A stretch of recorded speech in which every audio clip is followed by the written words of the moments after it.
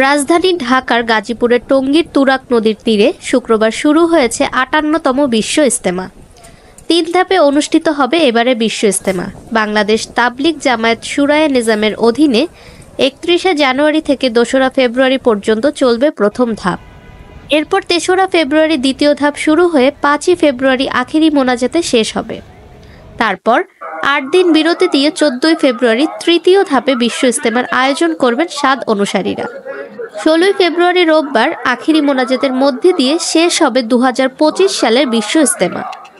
দেশ বিদেশি আগত মুসল্লিদের জন্য উত্তর পশ্চিমে তৈরি হয়েছে বয়ান মঞ্চ। বয়ান মঞ্চের পশ্চিম পাশে বিদেশি মেহমানদের থাকার ব্যবস্থা করা হয়েছে। মুসল্লি পারাপারের জন্য তুরাগ নদীর ওপর ৫টি ভাসমান সেতু নির্মাণ করেছে সেনাবাহিনী। বিআইডব্লিউটিএ একটি ব্রিজ নির্মাণ করেছে।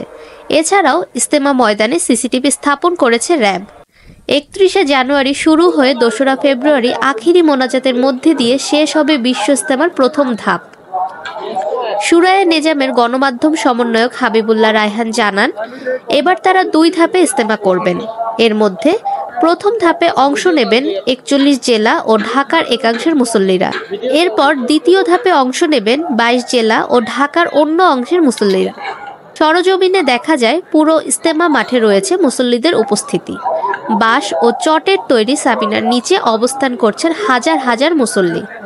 দলে দলে মাঠে প্রবেশ করেছেন দেশের বিভিন্ন প্রান্ত থেকে আসা মুসল্লিরা।